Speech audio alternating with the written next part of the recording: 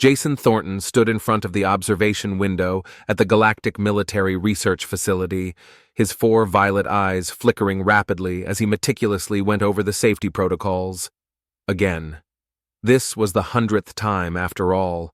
Below him, the massive testing chamber gleamed with pristine white walls and smooth metal floors, poised to become the battleground for their most ambitious weapons test yet. "Doctor, the human subject transport has entered our atmosphere," Lieutenant Emily Harris announced, her translucent scales catching the glow of the facility's harsh lighting. She hesitated, her voice laced with caution. "Are you absolutely sure about this? The casualty waiver alone took 3 full solar cycles to process."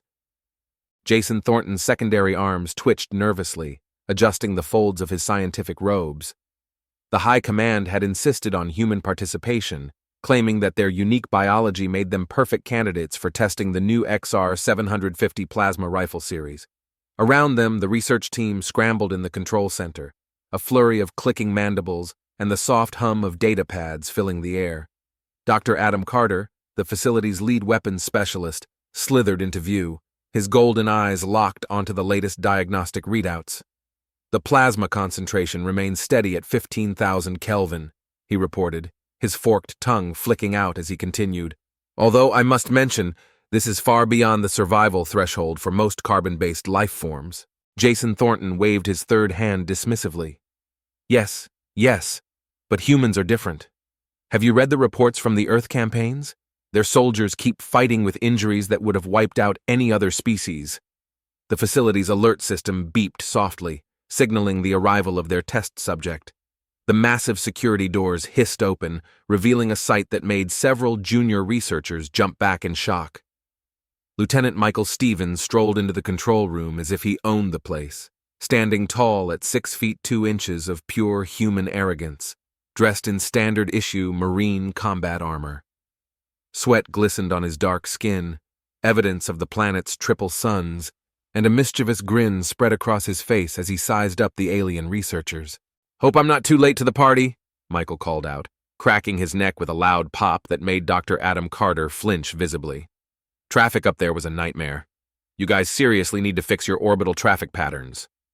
Jason Thornton stepped forward, trying to mirror the human's laid-back demeanor. "Lieutenant Stevens, welcome to Facility 7. I am Dr. Jason Thornton, lead researcher for the XR-750 project. It's a privilege to have you on board." At the mention of the plasma rifle, Michael Stevens' eyes lit up. "So that's the monster I'll be testing? Looks awesome. When do we start cooking?" Dr. Adam Carter's translator sputtered, unable to grasp the human idiom. "Lieutenant, this is not a culinary exercise. The XR-750 generates plasma hot enough to melt through battleship armor." Michael laughed heartily, the sound echoing through the sterile room.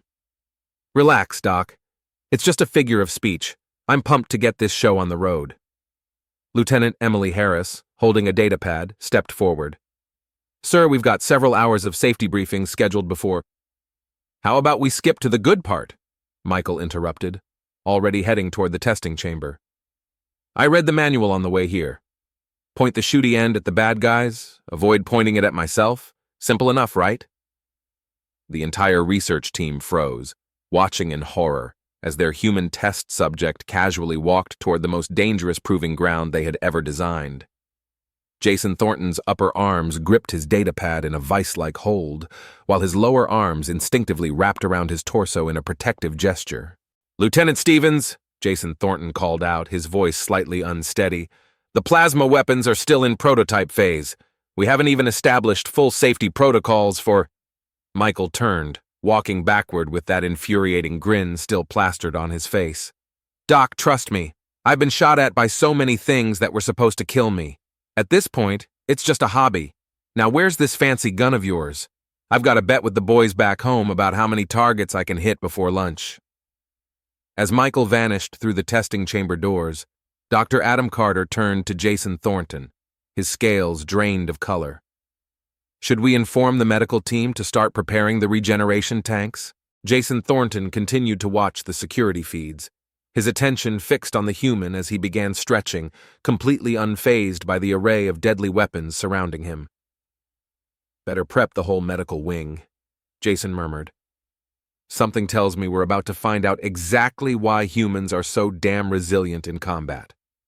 Lieutenant Emily Harris made a final note on her report. Day 1 of human trials. Subject appears to lack basic self-preservation instincts.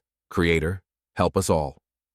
The testing chamber's automated systems hummed to life, and Jason Thornton's voice crackled over the speakers. Lieutenant Stevens, we must insist on following standard safety protocols.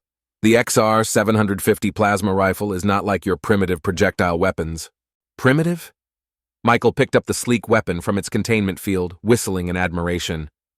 Doc, you should see what our railguns can do now. Those are terrifying. But hey, this thing's got style. Love the blue glowy bits. From the control room, Dr. Adam Carter frantically adjusted the monitoring systems. Sir, please refrain from handling the weapon until we've finished the safety briefing. The power core alone could— Oh, hey, found the trigger. Michael's voice carried a childlike enthusiasm that sent shivers down Dr. Adam Carter's spine.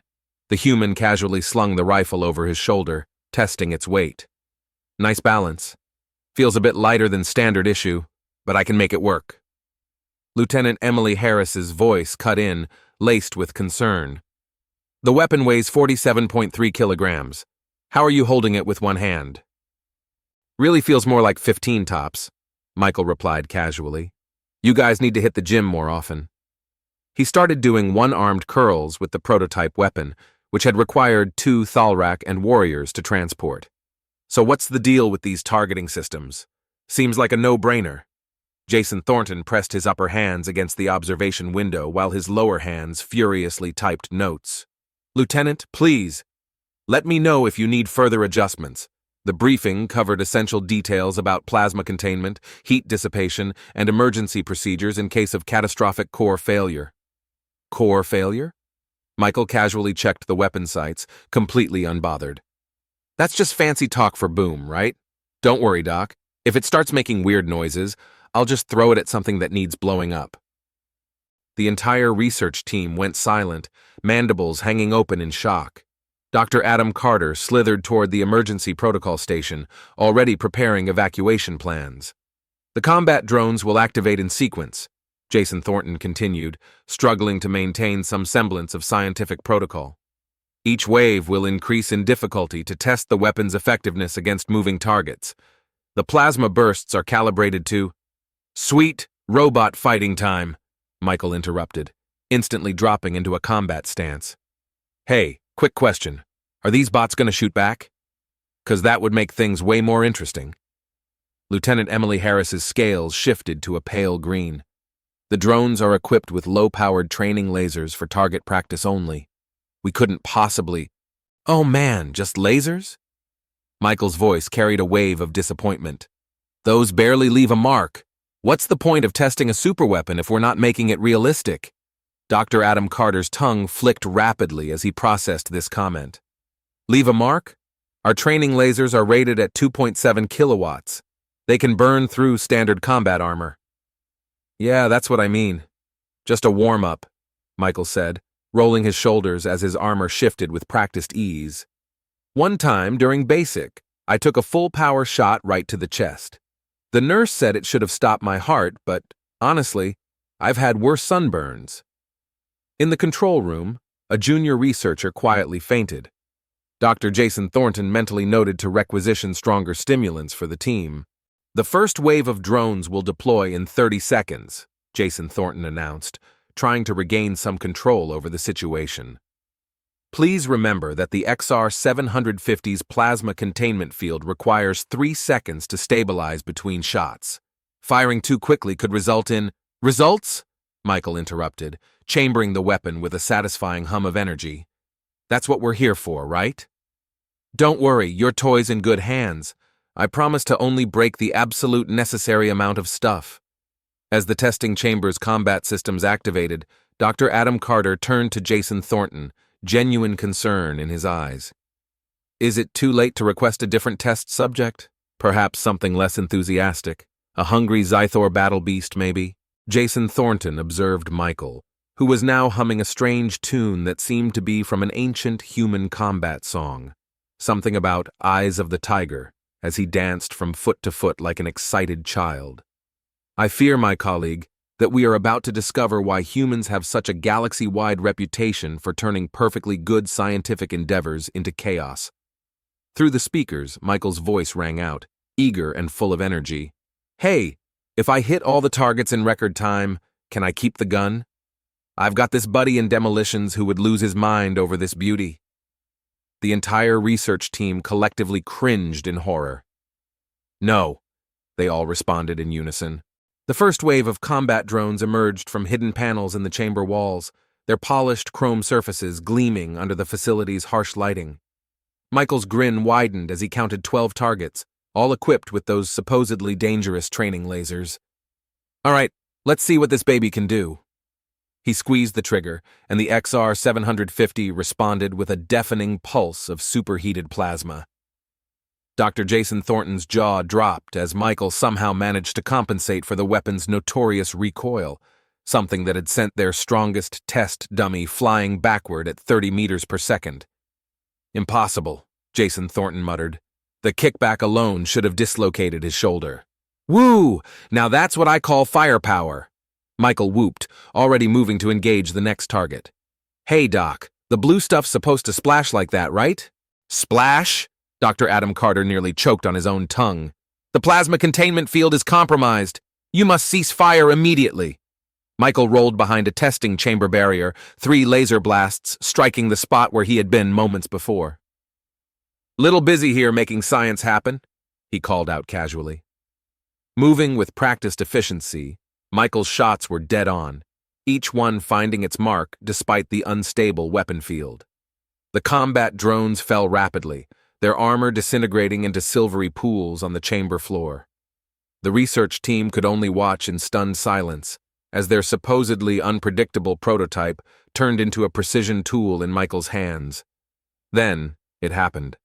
A stray laser blast hit Michael's left arm, burning through his armor in a clean shot. Lieutenant Stevens! Jason Thornton screamed into the comm.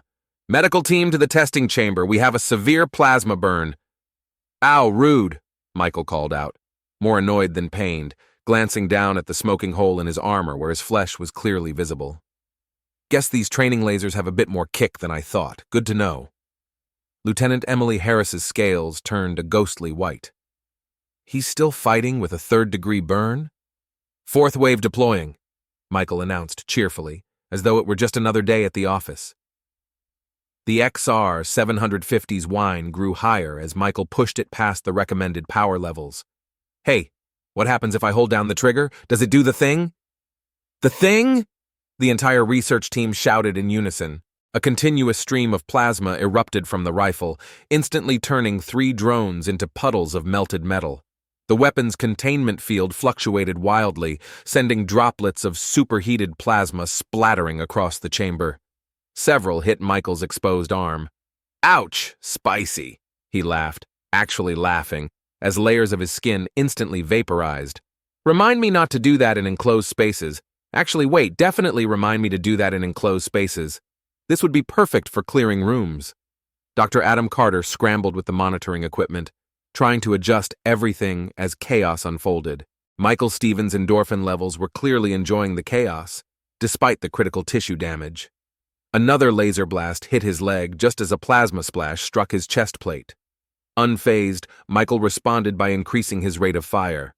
Finally, a proper workout. These robots are getting smarter. That's because you've triggered the emergency combat protocols. Jason Thornton nearly pulled his head frills out in frustration.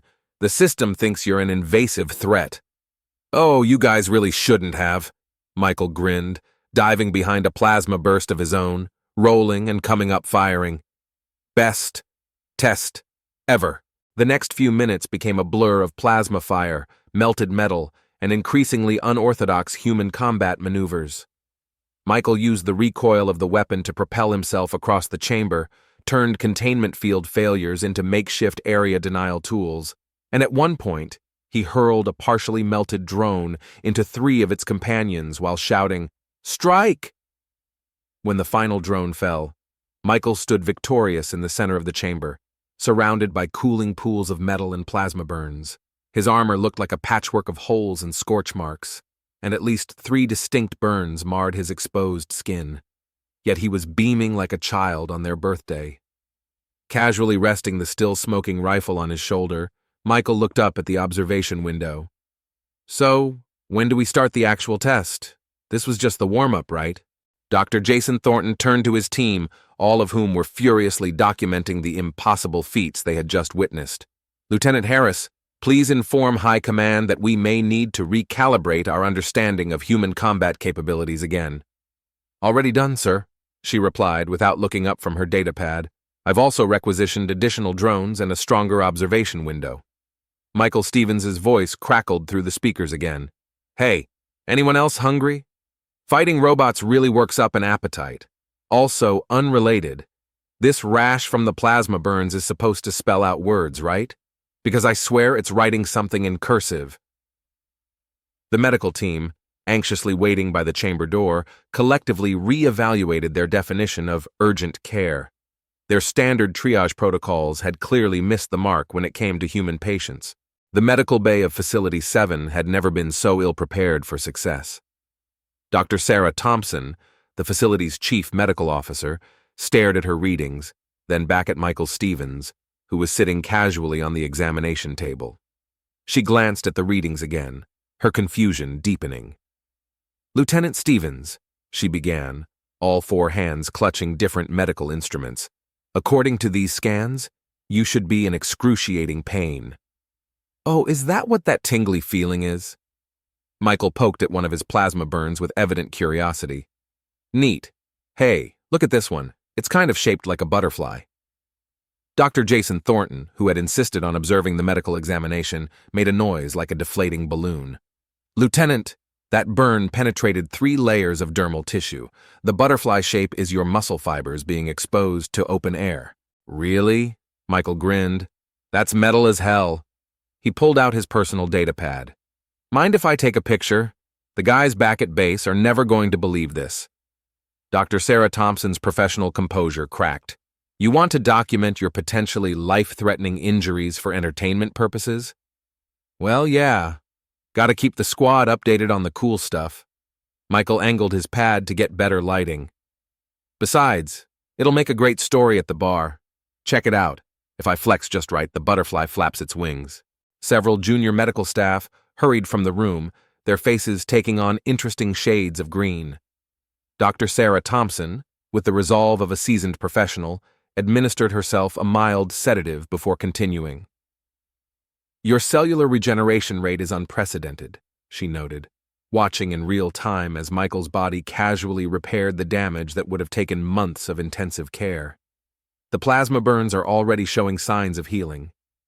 "Oh yeah, we do that," Michael replied absently, still trying to get the perfect angle for his photo. "Had a drill sergeant who said humans are basically walking stem cells with anxiety, or was it attitude? Something with an A." Dr. Jason Thornton approached cautiously, his scientific curiosity starting to outweigh his horror. "Lieutenant, may I ask how you managed to compensate for the XR-750's recoil? The force should have shattered your skeletal structure." Michael tilted his head thoughtfully. "You just gotta lean into it, you know?" He demonstrated with an imaginary rifle, nearly knocking over a tray of medical equipment. "It's like dancing, but with more explosions. Speaking of which, when can we go for another round? I've got some ideas for maximizing that plasma splash effect." Dr. Sarah Thompson stared at him, clearly unsure how to respond. "You want to continue the trials? Sure, why not?" Michael flexed his arm, watching as the burned skin stretched and healed in real time. "Besides, these burns are way better than that time I fell into a vat of experimental rocket fuel.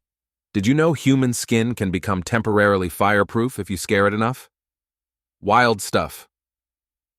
Dr. Jason Thornton made a mental note to classify all information about human medical resilience as a potential military secret. "The blue goo, as you call it, is a highly advanced regenerative compound that costs more per drop than most planetary defense systems." "Huh, tastes kind of like blueberries," Michael said, licking his finger experimentally. "You ate the... How are you still alive?" Dr. Sarah Thompson collapsed into her hoverchair, all 4 arms hanging limply at her sides. Practice, Michael replied with a grin, hopping off the examination table. His burns had faded to an angry pink. So, about that second round, I was thinking we could try dual wielding for science.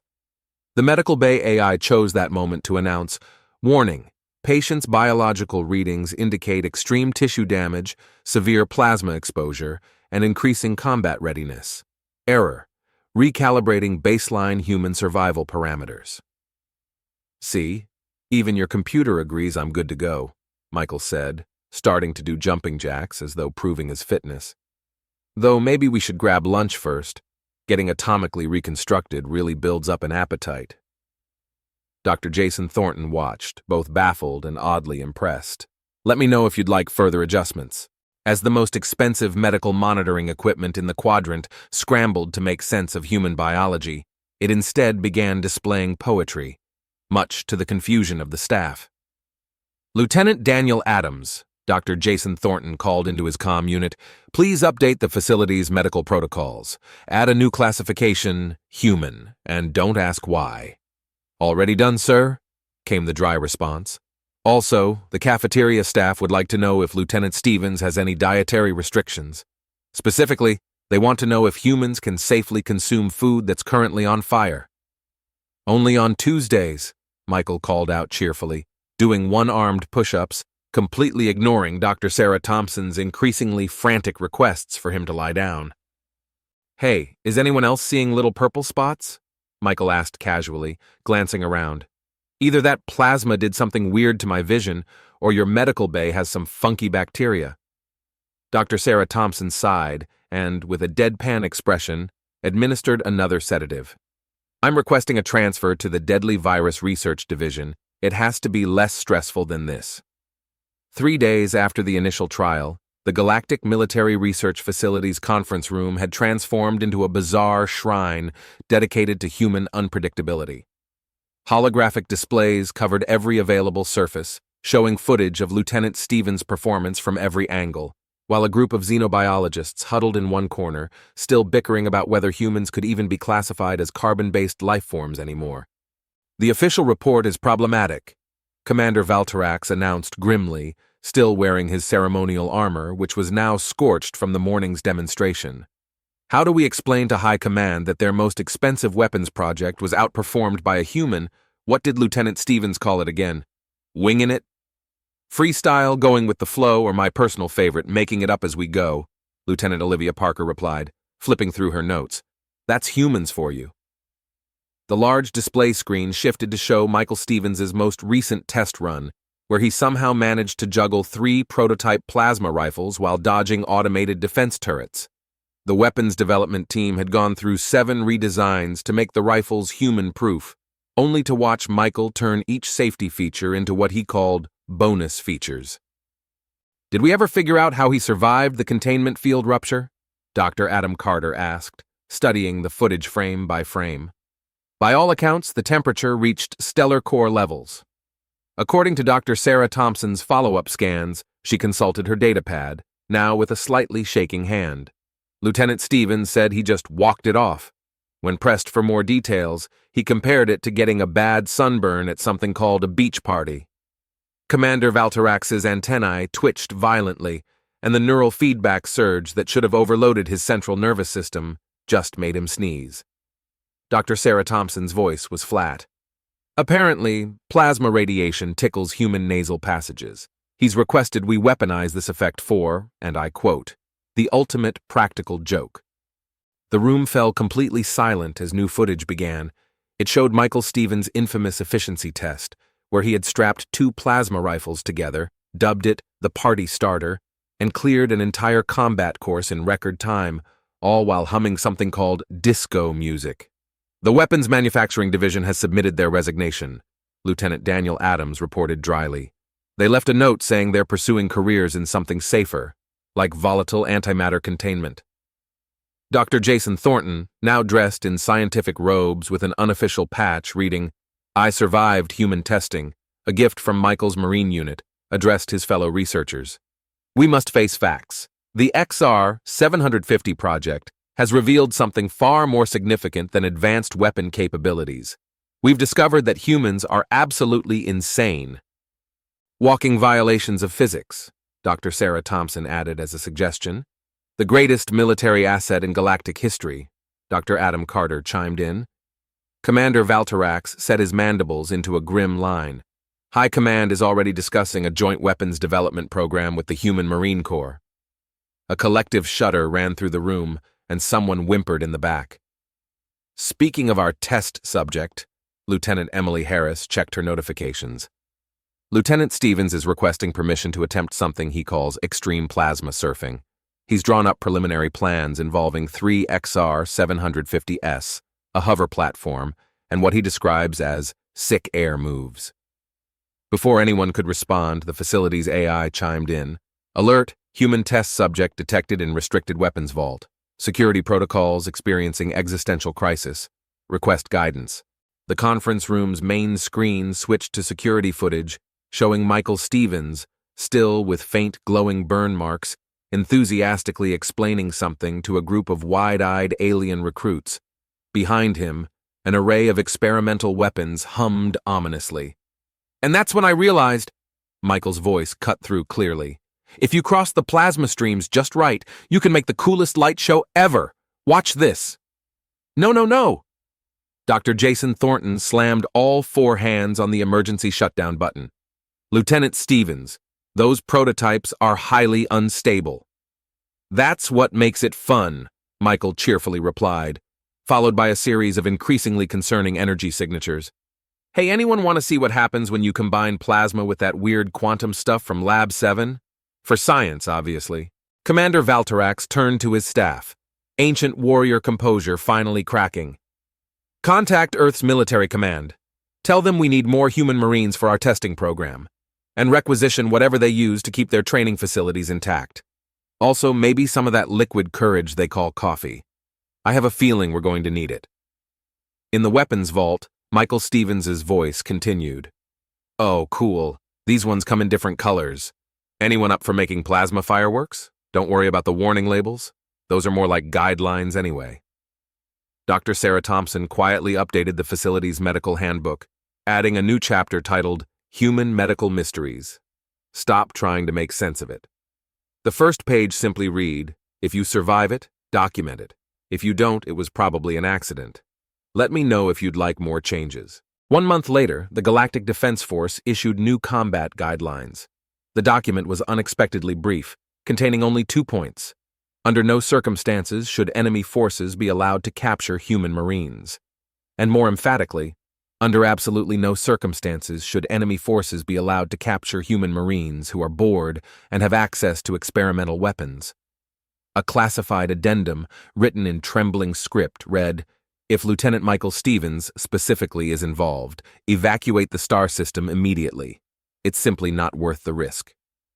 The weapons development program was officially rebranded as the Human Adaptation and Testing Initiative, complete with a new motto that Michael himself suggested, if it doesn't explode, you're not trying hard enough. Dr. Jason Thornton remained as the lead researcher, though his official title was changed to Human Activity Survival Specialist. His office, now reinforced with battleship-grade armor plating, proudly displayed a framed photo of the testing team.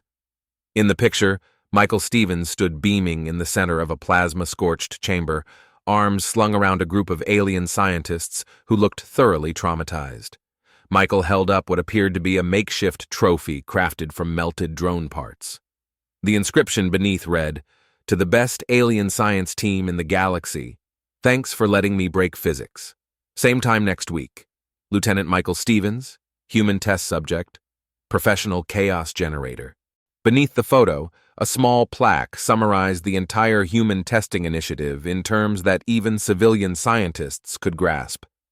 Humanity's greatest weapons are not their technology, strength, or adaptability. It's their complete inability to recognize when something should be impossible. In the testing chamber, now reinforced with enough shielding to withstand a small supernova, Michael Stevens' latest project notes lay open on a workbench.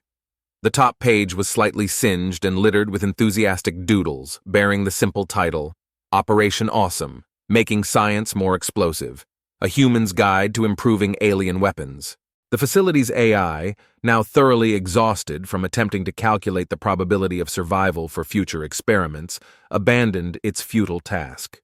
It instead established a new protocol for human testing days: power up all systems, activate all safety measures, and play something called rock music through the facility's speakers. The AI, in its logs, simply noted, "If human chaos is inevitable, we might as well provide an appropriate soundtrack." Commander Valtarax's final report to High Command ended with a note that would become infamous across galactic military circles. "In conclusion, we have not weaponized plasma technology. The humans have simply befriended it. May the creators have mercy on anyone who stands in their way. Also, requisition request: more fire extinguishers. The humans have ideas about improving those too." Meanwhile, somewhere deep within the facility, Michael Stevens was already planning his next scientific breakthrough. Humming cheerfully, he sketched out designs for something he proudly called the Real Party Starter 2.0. Now, with extra physics violations, the galaxy would never be the same. But then again, that's exactly how humans liked it.